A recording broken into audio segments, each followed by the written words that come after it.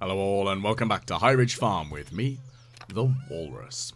We are now into the summer season and of course, like always, I tend to forget that the ground becomes a wasteland once more. And all of my use of good fertilizers, well, they don't stay. So I now need to reorganize and re-prepare the land ready for its use.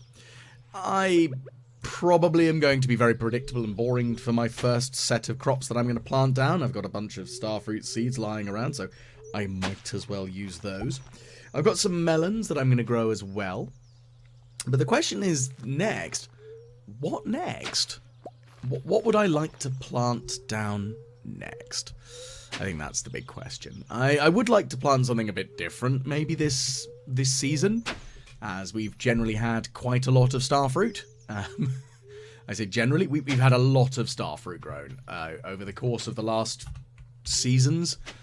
I mean, kind of understandable, really, because, well, starfruit is an incredibly useful resource. It's best-selling fruit, it makes great wine, and hey, it's great. But I'd like to try and grow something a bit different. But for now, we're going to do some starfruit and kind of go from there.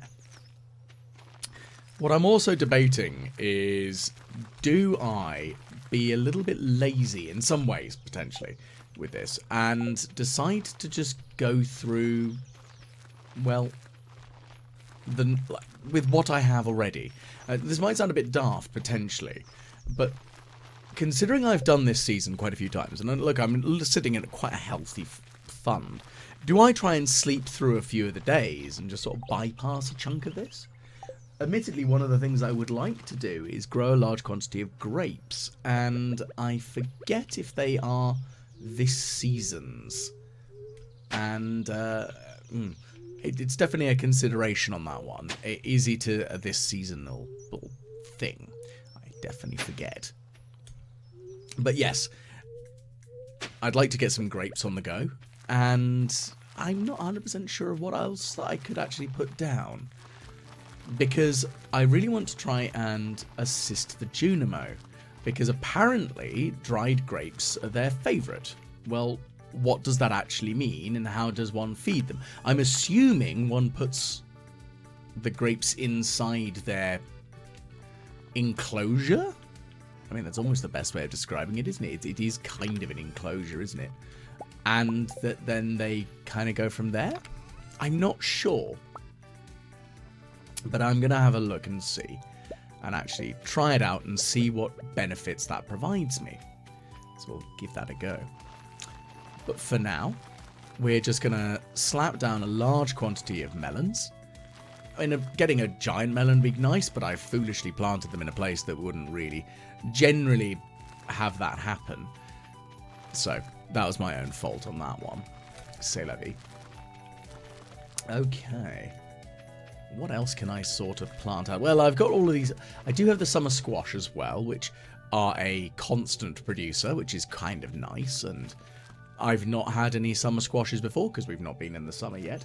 And yes, okay, I have had the seeds sitting around for a little while, and I totally could have planted a bunch on Ginger Island, but I thought I'd wait for the appropriate season.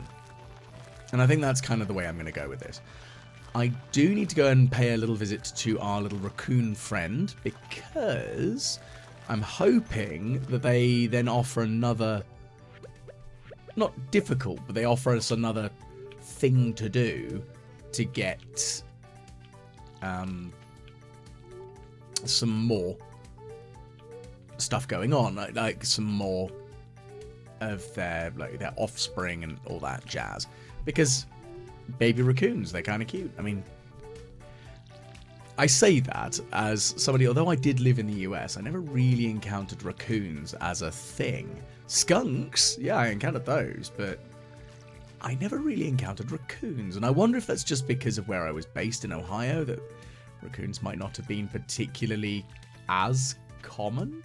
You know, I'm going to have to look up a map of, like, the actual roaming range of a raccoon. I bet you it's... This is where it's, like, everywhere but the state of Ohio. Sorry. Something really dumb like that. I don't know. But hey-ho, that's just how this goes. One of the things I'll also say that I'm very grateful for is the addition in this particular expansion, well, update, upgrade, whatever you want to call it, of being able to move with your watering can and your hoe. It does make life a lot easier when it comes to actually trying to make sure that you have a decent amount of stuff being watered, especially if you start watering or hoeing in not as good an area. So yeah, it's quite helpful, to be quite honest with you, and I'm glad of it because it makes my life a lot easier. There we go. Now I'm going to put down a bunch more of the starfruit here, and of course I'm going to use a bunch more of the good quality fertilizer that I've got lying around, because of course that fertilizer will make life a lot easier, make better quality products, and you know, that's kind of what we're after, better quality.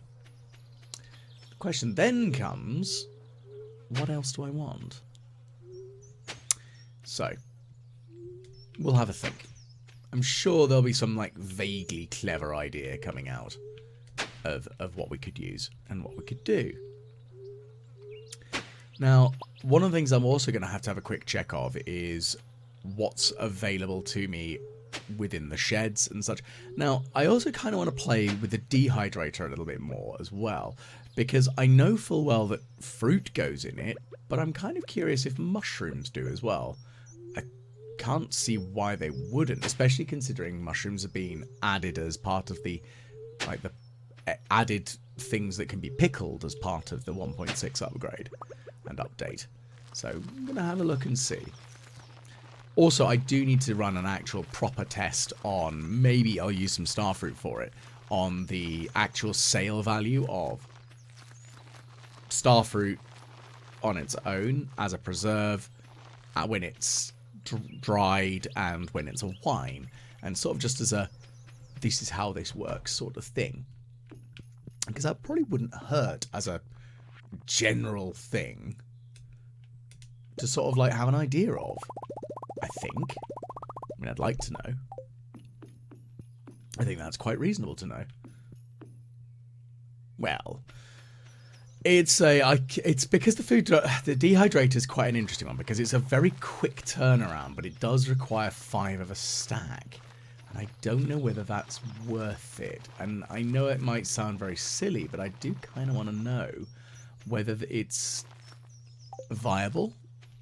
Is probably the best way of putting it, and if it's actually good for me to use like that, because hey, it's a useful tool.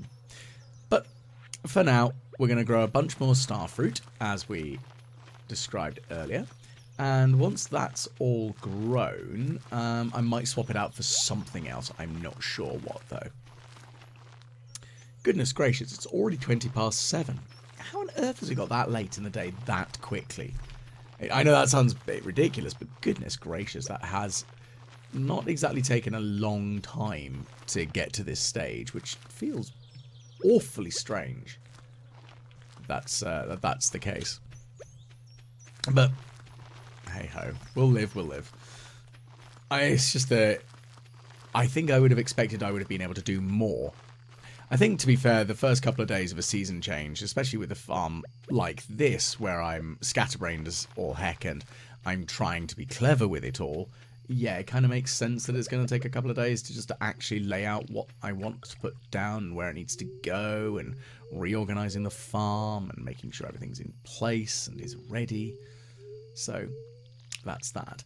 Now, we've not seen any new events on the first day of the summer, which I kind of expected not to see a new event on the first day of the summer, because I would have thought that would be a bit strange.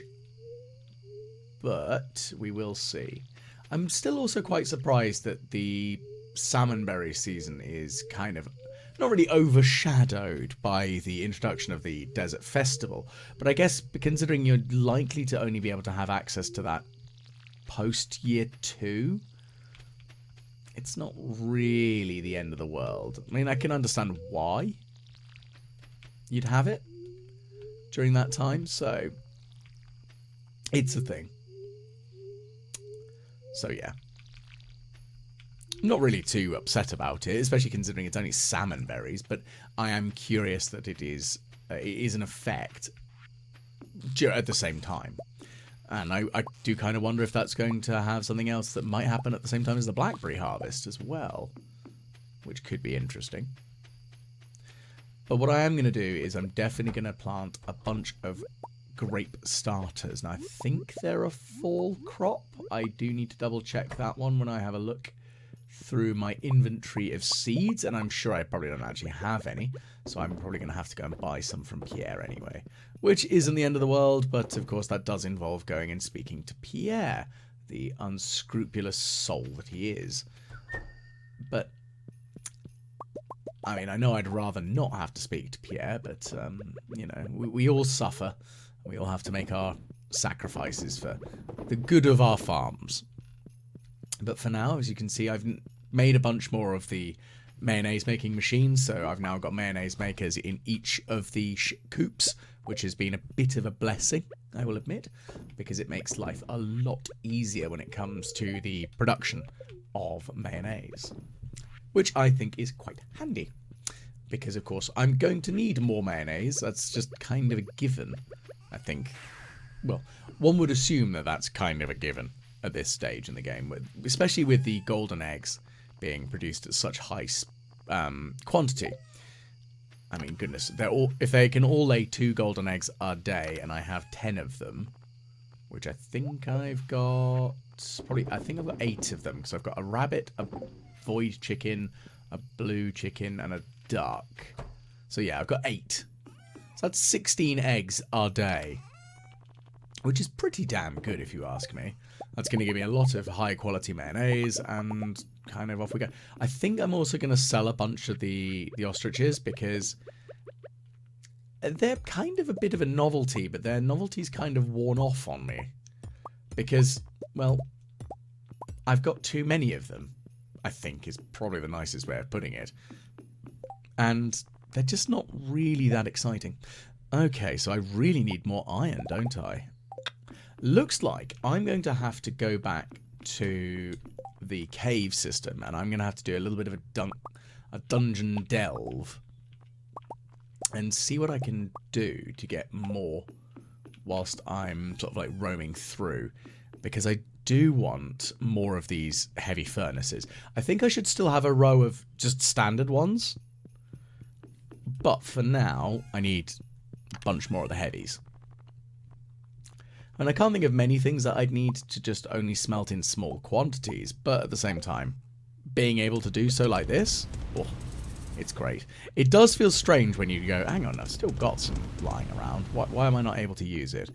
And like that only being worth 3 copper bars, for example. But I do definitely need a lot more of the, what's it called? Of iron ore. You know, you forget what the name of the thing you're trying to gather. I'm so very powerful, I do swear I'm such a moron. But yes, I need more of the iron ore at the moment, because I'm going to need a lot of it to make all of these better furnaces. And I'm trying to debate what's going to be the best place for me to do so. Is that going to be...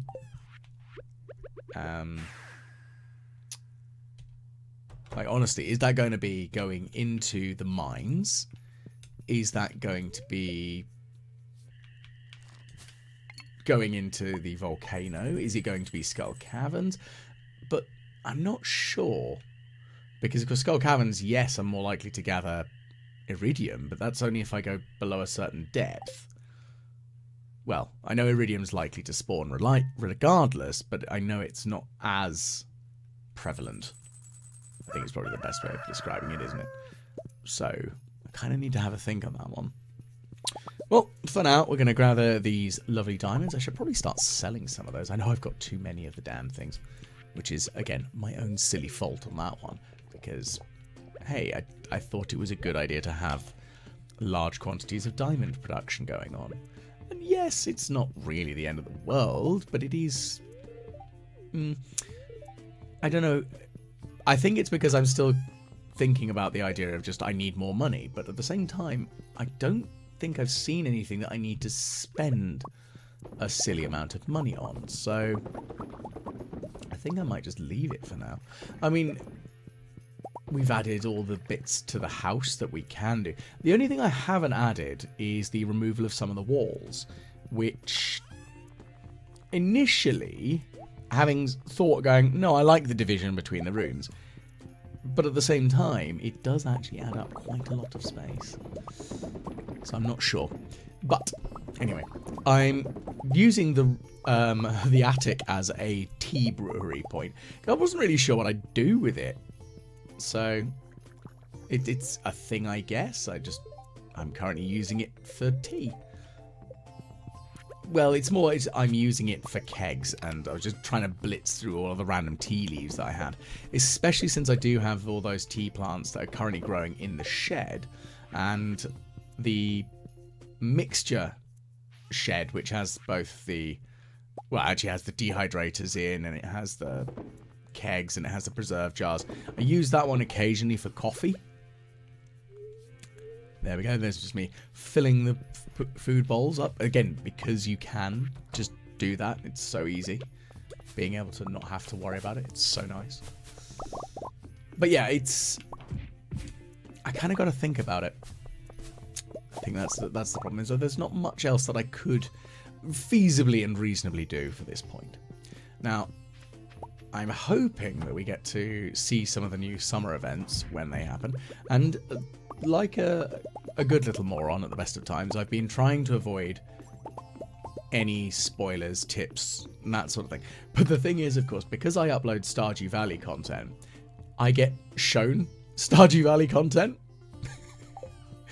And, of course, it means that I have to make sure that when I'm scrolling through stuff, if I'm on this account, shockingly enough, this isn't my primary account.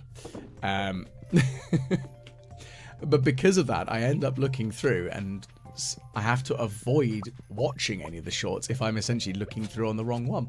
And it's kind of annoying. It's probably the nicest way of putting it. But I live. It's not the end of the world, but I don't want to accidentally scroll through a short and accidentally find out something that I kind of didn't want to know. Like at the moment, I have absolutely no idea about the summer season, and I'd like to keep it that way for now. I mean, yes, okay, I know what I can gather with the new summer squash. Don't know how valuable it is, and I probably should actually remember to have a look at that, because of course I've got the ability to just look at it on reflection whilst in my inventory, which is nice. Ah, look at all that. All of those lovely preserves. And again, it's going to be a nice mixture of preserves that we've got going on there, because, yeah, I'm just using this particular shed to go through all of my fruit and other miscellanea, which I think is perfectly reasonable. Because, yeah, I'm going to get quite a lot of just miscellanea as a general rule of thumb, I think.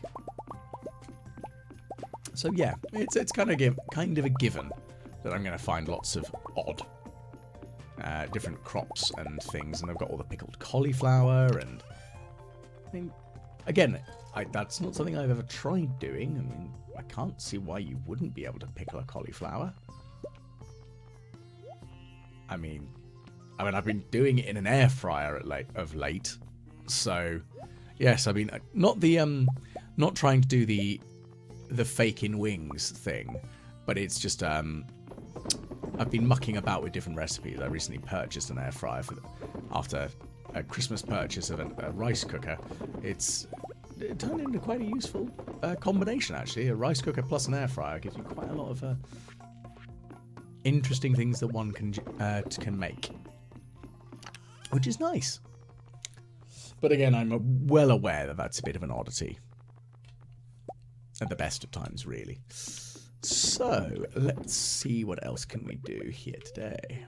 Well, we're gonna pop all of these bits of fruit in. We're slowly getting through all of the pile of stuff, which is kind of good, I think. The thing I'm worried about, I say worried about, is I've got lots and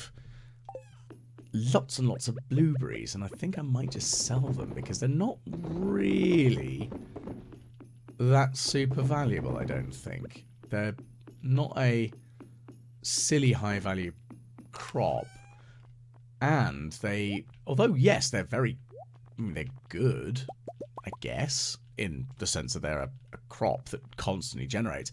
But I've got, what, maybe 10 bushes of blueberries over on Ginger Island? I don't think I've got that many, but they do produce quite regularly, so that's where that exact enormous stockpiles kind of come from. So, but at the same time, maybe the raccoons might ask for some blueberry things at some point. So, again, it's the hoarder in me going, oh yeah, but I need these. I might need those. And this is why I need games that encourage you to like use things, not quite immediately, but you know, be ready to actually use stuff, because that would be sensible. But hey, that's literally what I know. It's a foible of mine, so it's an issue that I have, in that I'm very easily, I don't know if distracted's the right way to describe it, but I look at it and go, ooh, I kind of want to hold on to that. Or is that a hoarder behavior, or is that like I wonder if that's an AD.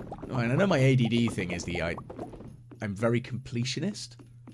Like, I like to make sure I've explored everything, so I think it's possibly from, I remember playing through The Legend of Zelda Wind Waker.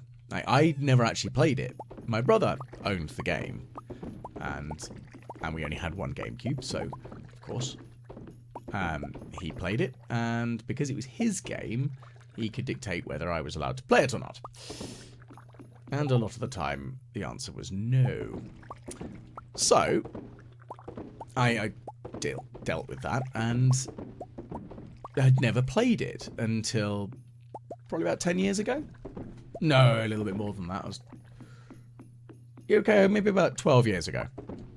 But when I played it through, I annoyed my partner at the time because I insisted on finding every heart container and making sure I had them all before I fought Ganon. Which, understandably, annoyed her. Because, of course, I just was very much ignoring the rest of the game and just going, oh, no, I'll be fine. I'll just do this. I wanna make sure I've got all the hearts. I wanna have full 20 hearts before I go and fight him. And I was looking up like online guides in case I'd missed something. Only because there was one heart piece. I got 19 3/4 and I just couldn't figure out where the last one was. In the end, I did actually just go and fight Ganondorf. Ganon. Far later than I probably should. But I was so ridiculously well equipped, it wasn't a problem. I was just walked in there, absolutely battered him, and it didn't take me much time at all. So I did feel a little bit guilty. In the same way that when I was playing, she'd commented that I always used the hook rope thing to steal items from every enemy. If there was an opportunity to steal something from them, I would have stolen it. At the same time, I'm very much like that when I play Skyrim. I just pick up everything. So also Fallout. And if I can pickpocket you, I will steal absolutely everything that's not nailed down. I'm a true Khajiit through and through. There we go. The casual walrus racism there against the poor Khajiit. Totally wasn't playing as a Khajiit, honest. And I think that's my biggest foible, really, isn't it? That I want to make sure I get everything that's lying around, and I don't want to miss out. So, I know it's not like the greatest of ideas sometimes. Especially, I think that is why I struggle with speedruns. But it is going to be something I'm going to have to try. But what I've decided is, as I mentioned in a reasonably recent video, is relating to actually live streaming on Twitch. My idea is to start doing that at the beginning of June. So, June the 1st, which I think is a Saturday, will be the first, essentially the first Saturday in June, which I believe is the first, could be the second, I'm not sure. No, I think it is actually the 2nd, because I think the 1st is a Friday. Anyway, before having a look at that one, yes, I'm going to say that the first Saturday in June will be the first time that I'll actually start trying to do some live streaming on Twitch. I'll be putting the Twitch channel details in the description of the video, and hopefully we'll catch you then while we do that. I'm debating what to actually play, because there's lots of choice and silly oddity I could do, and it's just going to be what do I think would be fun more than anything, because there are quite a few different games that I could try. I've got a few ideas, so we'll see. I'm debating whether I do something a little bit more, well, a little bit different to this sort of thing, or I might start my playthrough of Paleo Pines, or even Graveyard Keeper, because they're 2 games that I've got and I would like to actually try playing them, but I've just not had the chance, because I've been focusing quite heavily on Stardew and a little bit of Brotato. Now, I will admit I've been focusing on Brotato just because my completionist nature of me went, oh, I can easily get a full stack of the achievements on this one. I'm going to grab them all. So that's why I did that. And also it kind of broke up a little bit more silly in the Stardew Valley side of things. But I'm going to try and stick more with the cozy games a little bit in future. It's just going to be, what cozy games do I go for? Because there's quite a few out there that I could look at, and I think that's perfectly reasonable, sort of like logical stance to take. And having purchased Paleo Pines, that's one that I would like to do. I do kind of want to do a little bit of a muck about with Pal World, because I do have that, and I've enjoyed the silliness of it, but I'm not sure if it's something that I don't think I'd call it peaceful. Especially considering the way I like brutally oppress my pals. I am not a nice man, I swear. I don't mean to be evil, but it just kind of happens.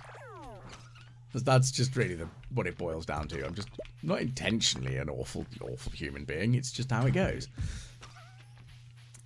Oh well.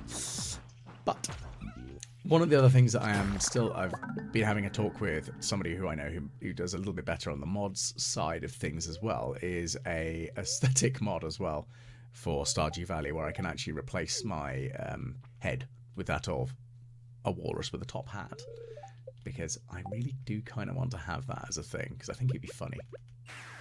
And also, you know, it fits with my whole aesthetic. I am the walrus. Now, foolishly, whilst I was delving in the mines just there, as you've just seen, I am an idiot, because I was off on a little tangent there whilst I was talking. I've been getting a little bit too greedy of late there, I think is probably the nicest way of putting it. I took silly damage when I should have eaten something, and I mean, yeah, it's cool, I've got some rock candy, but I took damage and I really shouldn't have done. And I do feel a bit stupid. Thankfully, I only lost about 14,000 gold. Which, goodness gracious, imagine saying I only lost 14,000 gold. That is kind of horrific in every way. But that is what I lost as part of that foolishness that I have allowed myself to get involved with. Thankfully, though, it's not really the end of the world. I didn't lose any items, and I'd rather lose a bit of gold than items at this stage, because there's loads of items that, especially imagine if I'd lost an auto petter, goodness gracious, I think I would have cried. I've seen that happen a couple of times on the Stardew subreddit, where I've been scrolling through on my phone and somebody's had some terrible misfortune where they've passed out and lost that, and I feel very bad for them, because it's that is a bit of a kick in the teeth. Probably the nicest way of putting it.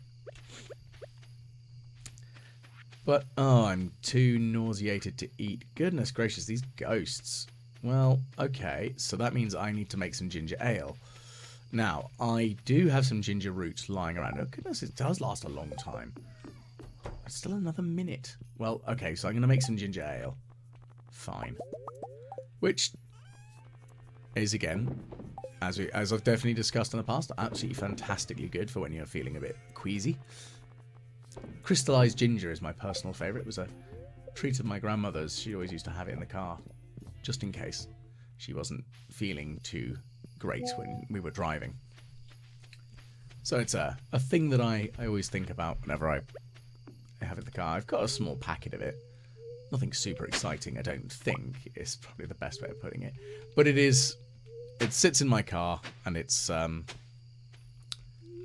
guess it's something. I know it's a little thing, but it's what I've got. But I've done it because it's something that I have a fond memory of, and I'm sure everyone's got some food items they have fond memories of eating when they enjoy them again. Especially if it's an item of food that you don't eat often. I think that's the best way to end up with like a really good memory of something, especially maybe if you had it as a lot as a kid, but if you have it very rarely as an adult, you'll end up with that positive memory. And I'm kind of reminded of Ratatouille, where the food critic is taken back to his childhood. But again, I know I'm rambling again, but that's just how I am. So, as you can see, I'm sorting out a little bit more in the way of stuff.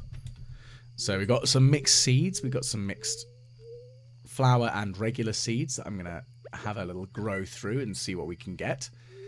Maybe we get something exciting, I don't know. We've still got quite a few more to go, so that's going to be this sprinkler all entirely, because that's only 24 tiles that covers, so that'll be another 3 strip that I'll need for the seeds and the flower seeds. And again, I'm curious to see if the new crops like the summer squash can be grown as part of mixed seeds, because I don't know. They might be, but that is kind of a thing that I'm curious about. I mean, I know that you can't grow starfruit from them, and I don't think you can grow any year 2 veg from them, so I can't imagine that they will, but at the same time, I'd like to check. I feel that's kind of reasonable to sort of look at. Okay, so I put the fertilizer away, and I think what we're going to do is we're going to get ready to head on into bed and sort it all out.